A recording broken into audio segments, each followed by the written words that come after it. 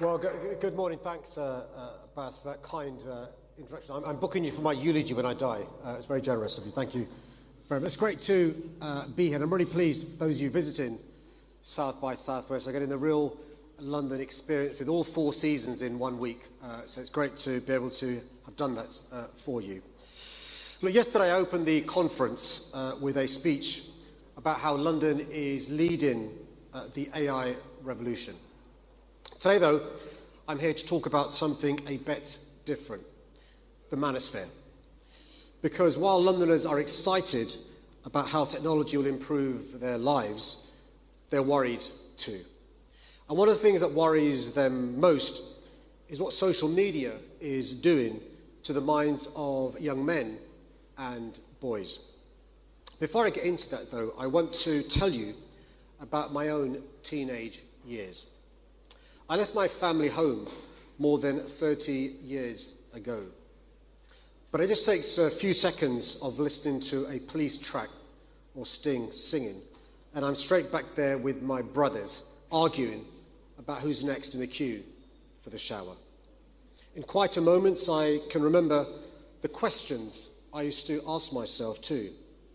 When am I going to get a girlfriend? How do I improve my left hook? And just sometimes, who should I be? What should I do with my life? When my insecurities kept me awake, I sometimes wondered whether I was alone. Once I'd worked up the courage to talk to my brothers, though, I realized I wasn't. The confusion I felt was uncomfortable, but it was normal too. You know, today, young men are still asking the same questions I did. But the kind of conversations I had are easier to avoid, because shut away in your bedroom, a couple of clicks can take you straight to someone who offers a simple answer. For many boys and young men, that's how the journey to the manosphere begins. They want to find a partner, improve their finances, or get a better body. So they search online. They stumble across a charismatic guy who makes them laugh and confidently assures them he can help. And soon enough, they're drawn into a much darker world. A world defined not by hope for the kind of man they could become, but by hatred of the women who these influences claim are holding them back. Slowly, the natural confusion they feel starts to seem like the logical outcome of a system designed to keep men like them in their place. Of course, there's nothing wrong with wanting to work on yourself. The problem here is not young men's ambition. It's the snake oil salesmen, the grifters, who take advantage of it to peddle pound shop misogyny, dressed up as practical guidance. The advice manosphere influencers offer isn't just unhelpful, it's actively harmful. Rather than opening up, young men are told to shut themselves down, to prioritize finances over family, fitness over friends. It's no surprise then that boys and young men who watch manosphere content feel more worthless, more nervous and depressed than those who don't. They're more likely to put themselves at risk too by taking dodgy diet pills, dangerous steroids and dubious supplements. One so-called looks maxer advocates bone smashing, hitting your jawbone with a hammer to improve its shape. He started taking testosterone when he was 14. This kind of content can be catastrophic for those who consume it, but its consequences for the women in their lives are terrifying too. Young men in the manosphere aren't just growing desensitized to misogyny, immersed in a zero-sum world where their advancement depends on women's subjugation. Growing numbers of them are turning towards far-right figures that promise to turn back the clock on progress. If we continue down this path, we risk a lost generation of young men. The question then is not whether we change course, or whether we need to change course, but it's how. You know, read enough parenting books and you'll notice the same few phrases keep popping up. One of them is an old proverb. It takes a village to raise a child. It's a bit of a cliche, but like most cliches, it's true. Today's sons are tomorrow's fathers, tomorrow's boyfriends, tomorrow's adults. We all have a stake in their success. And to stop scammers from warping their young minds, every one of us must play a part. Today, I'm going to talk about each member of the village in turn. But I want to start with social media. Manosphere influencers make their millions in different ways. But their core business model is the same: attention. That model only works because the algorithms which determine what we see on social media are engineered to feed us content which keeps us hooked, no matter how horrible it might make us feel. In this outrage economy,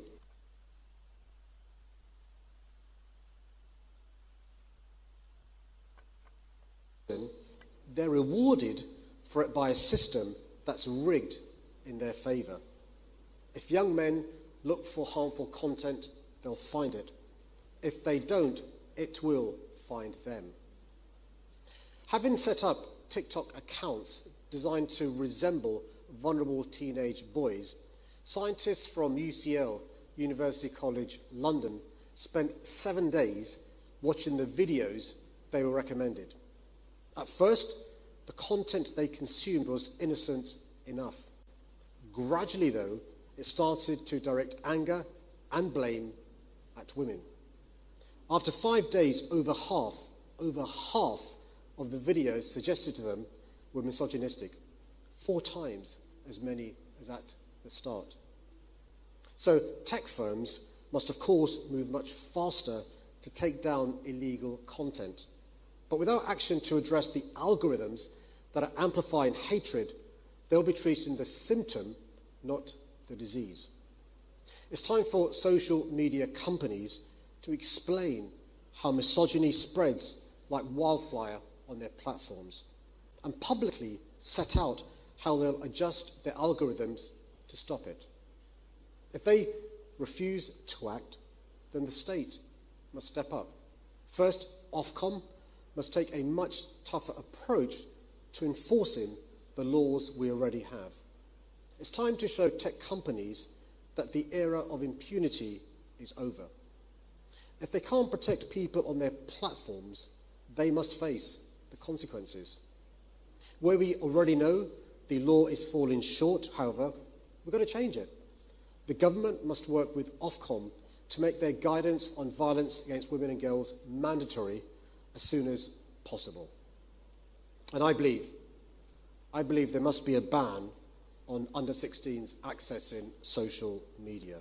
You know, from food to pharmaceuticals, almost every company has to prove that its product is safe before they're sold. I see no reason why social media firms shouldn't do the same. Until they can prove that their platforms are safe for kids, a ban on under-16s is the only way to stem the harms we know are happening right now. But we shouldn't assume that this will be a panacea. The outrage economy is failing all of us, men and boys, women and girls. Rather than just restricting access to social media, we must reimagine it, because there's nothing inevitable about algorithms which feed us a diet of dangerous content, about infinite scroll features which allow us to sink even deeper into darkness. Londoners deserve platforms which prioritise people, not just profit, where connection does not carry such a heavy cost. And you know what? I see no reason why we shouldn't be the ones to build them.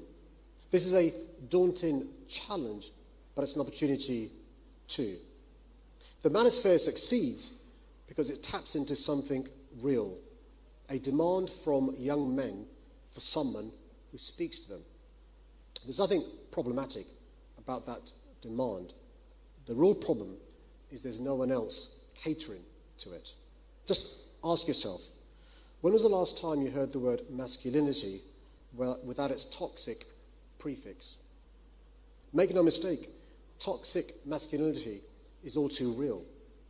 But I worry that in our embrace of this language, we progressives have too often alienated young men rather than engaging them, leave them looking for validation elsewhere. In our failure to imagine that it could be anything other than toxic, we've allowed the conversation around masculinity to become a monopoly market. To dismantle that monopoly, dictating different models of manhood won't be enough. Instead, we've got to break the logic that underpins the manosphere, the insidious idea that there is only one way to become a man, one path to success. Instead, we must give young men the space and support to work out in their own time and on their own terms what kind of men they want to be. Today, I'm launching a new campaign to do just that. Developed with Beyond Equality, a London-based charity which has worked tirelessly to change the debate about modern masculinity in the last decade. It will encourage boys and young men to ignore the noise and find their own voice. As Mayor, I've worked tirelessly to create offline spaces where young Londoners feel safe and supported. Since we set up England's first violence reduction unit 7 years ago, it's delivered positive opportunities to prevent more than 500,000 young people from being caught up in crime. And last month I announced £30 million in new funding to support a late-night youth club in every borough. So today, I'm also announcing a new package of policies which will build on that progress by supporting young people, particularly young men, in the places it matters most. At home, we'll support more fathers to be positive male role models for their sons by providing expert training to help hundreds of them identify and tackle the influence of the manosphere. At school, we'll deliver targeted mentoring sessions to thousands of vulnerable boys in our secondary schools and pupil referral units, giving them the tools they need to talk about resilience and relationships. And through our partnerships, we'll fund a new network of footballing mentors who can support and inspire young men. Let me end by saying this. At the start of my speech, I talked about my teenage years, about the family home I shared with my brothers. Really, though, that's just one part of the story, because on my South London council estate, it was a village that raised me, my mates and my teachers, the coaches who showed me how to bat, ball, and yes, box. And the mentors running these summer schemes where I, a boy who'd spent his whole life in single-sex education, learned how to talk to girls for the first time through chats, post-match huddles and discussions around the dinner table. They helped me to work out what kind of man I wanted to become. Today, though, those kind of conversations are all too rare. The deafening silence of the rest of society has allowed manosphere influencers to dominate the discussion. In the process, masculinity has become a lost language. If we're going to relearn it, tech companies and the government have got to take the megaphones away from online misogynists. But the rest of us have got to start talking too. And I'm proud to say that here in London, we're leading the way. Thank you very much.